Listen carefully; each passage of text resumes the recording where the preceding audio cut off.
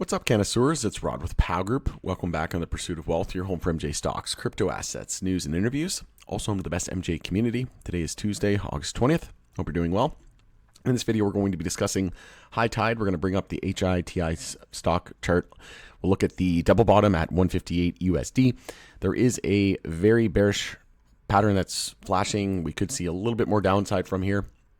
It's potential. There is a good chance that that was our low there at 158, especially with all these positive sector catalysts looming. But we'll take a look at the technicals, what to expect in terms of those, and the price action in the days, weeks, months ahead. But as always, this is not financial advice, and I am not a financial advisor. This is for entertainment purposes only. Never buy or sell anything based on anything that I say or write. If you're new, you can subscribe, tick the bell, all that good stuff. You'll be notified on any future videos or when I go live. You can also follow us over on X, formerly Twitter. Handle for that is @GroupPow. Going to be using that as my platform of choice going forward. And just as a heads up, I'll be interviewing the MJ Herald founder, Anthony, and his last name Martinelli. I'm going to interview him tomorrow, and we'll be posting that later on tomorrow evening, more than likely. But that was the news outlet that basically said that we're going to see rescheduling at some point in October before the elections, and there was a DEA official that wished to remain anonymous, so I want to pick his brain on that, and just overall have a great chat with regards to this amazing industry. So you can stay tuned for that. There's some controversies around it and things like that, so I'd like to hear from the horse's mouth. And then I also agree that I think we're going to see sometime around September, October, where we'll get the final ruling for rescheduling, and then I think adult use is going to pass in Florida. I've been saying this for months and months and months, and I think we're going to see fireworks into the end of the year. So we'll bring up the HITI chart on the NASDAQ. The most important factor that we have to remember, actually, we did confirm a monthly downtrend here. I just noticed this. So we have our lower high and lower low. So technically, if we count the bounce there at 259 up to 272, wasn't much of a pivot there. You could make the argument that we're in a monthly downtrend, though, with a lower high and lower low. But as of right now, I would consider it a save as long as we hold 158. We hit 157, so it was essentially a double bottom right there.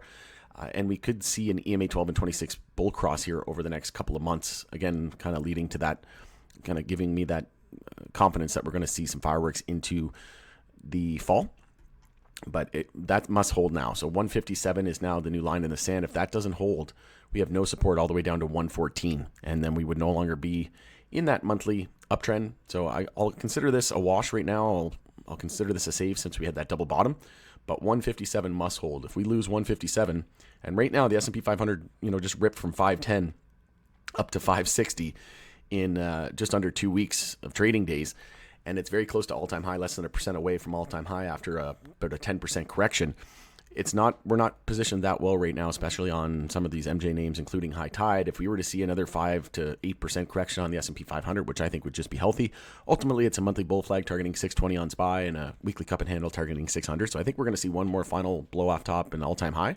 But you have to remind ourselves, if we see another 5% pullback on SPY, which is due, right? We haven't consolidated in about 11 days now on the daily time frame. If we see, a 5% correction on SPY, that means we could pull back another 10, 20% on some of these individual names, right, in MJ. And if we saw a 10, 20% pullback, that'd bring us back down to around $1.50. So again, if we lose 157, not a good look. And then we have no support until 114. And something else that I noticed was there's a death cross looming. So not good. The 50 days above the 200-day moving average. And when those cross, when the shorter term, the 50 is above the 200, the longer term, and they cross, that's a death cross. When it's below and it crosses the 200, that's called a golden cross. So not looking good whatsoever. You got some names in the space. If you take a look like Tilray, it's gearing up for a golden cross with the 50 below. Same thing with OGI, showing some relative strength. But unfortunately, high tide is potentially showing a death cross. But, a lot of these other names like Tilray, it already had its death cross, got it out of the way. OGI just had a death cross, got it out of the way, saw a downside. So we're basically right here, right where OGI was. We're basically right there on the HITI chart, and then you can see what happened after that follow through, right? So again, very similar. We're very close to seeing those cross 205, and then 193 is the 200. So we're very close to seeing that cross, and that could be one more potential leg down. And like I said, all about 157. That is the crucial support going forward. And then after that, we're looking at 114. So it could, even if we lose 157, we could still see another 26% of downside. And I think the reason for this is, it's just not that big of a stock in terms of popularity MJ stocks and stocks in general are a popularity contest, and it's right now a lot of people are focused on the tier ones, right? It's the Tilrays, the CGCs, the Curaleafs, the Trulies, right? Especially getting into Florida adult use. So this just isn't a name that gets a whole lot of attention right now, frankly. They have great fundamentals. I own the stock, full disclosure. Love the company. I'm very bullish on it. I'm a very big shareholder. So I'm not knocking the company. I'm just saying, there's not that much volume in the grand scheme of things. If you look at how many shares traded this month, it's 6.5 million shares. So if we just get our calculator out and, we'll use the high of this month, even though that's definitely modest, right? So we'll use 213, and the volume for this month was, what did I say, 6.5, we'll just say 6.5. So times 6.5 million shares. So only $13.8 million was traded, right, this month. So not a whole lot of money, right? Not a whole lot of money, and that moves around in this name. But I think I had that in there, right? 6531. So let's do that again. 6531. And we'll say 213. So times 213. Yeah. So about $14 million, right, traded in the stock this month. If you bring up a name like Tilray, for example, and they're two different things. One's a retailer, one's a producer, one pays excise taxes, one doesn't, and they both complement each other. I've said this many, many times. But if you look at the monthly volume for Tilray, we're at 299 million, and let's use the low of the month. So 150 was the low, and we're at 299 million. It's 299 and change, but again, we'll go use the low this time, and we won't even use the actual number. We'll go down lower.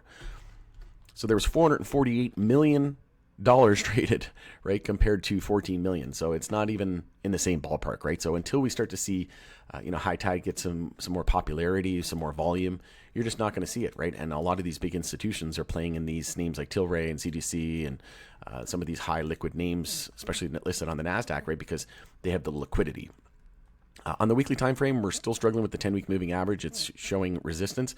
We did have a bull cross of the stochastic, which is good to see because usually that is indicative of a longer-term turnaround or a medium to long-term. And we're rejecting here, but we still have yet to see the MACD cross bullish, and it's a ways away before we see that cross. So that's why I'm thinking, short-term we're pretty bearish, especially with this death cross, and it's all about 157 from here. We did have a 50 and a 100 weekly moving average bull cross, but it's still a ways away before we see the first ever 50 and 200 weekly. But as of right now, it's just unfortunate that it's not getting a whole lot of attention from the market, right?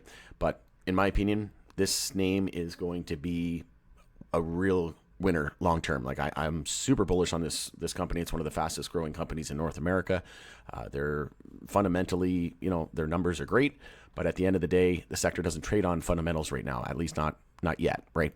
The sector moves together down to the, in tandem, not down to the day, the second, the minute. But if you zoom out to the monthly, the multi-month, the yearly chart, they all look very similar, right? They track one another, and it doesn't matter if it's a green thumb that's, super profitable in the U.S. Even just bring up the GTBIF chart in the bear market that we just had over the last few years, right? And the highs and the all-time highs of February 2021. Even green thumb pulled back almost 84%, right? It's profitable. So it doesn't matter. It's just, when things are hot, they're hot. And when they're not, right? That's all it is. And as of right now, like I said, very bearish looking here short term. Get this death cross out of the way. And then, like I said, I think, few more weeks of chop and potential for one more leg down on some of these names. And then into the fall, like I said, with the rescheduling hype, Florida probably going to pass. We could see MJ banking in a lame duck session. We could see uplisting to the NYSE and the NASDAQ for some of these MSOs and a safe harbor. So there's so many things. Germany looking to fast track Pillar 2, excise tax improvement. While that doesn't really affect high tide, they don't pay excise tax. It's only producers. That hype in the sector is going to absolutely skyrocket everything, right? So it's good. What's good for the LPs is good for high tide, and what's good for high tide is good for the LPs because the sector tracks itself, tracks each other, right? It's not just one going by itself, right? So it moves in tandem, at least until we start to see this industry mature. So going to end it there. Hopefully it was helpful. If it was, smash a like. I would appreciate it. It's Rod with Power Group. Thanks again for joining us in the pursuit of wealth, and we'll see you again on the next video.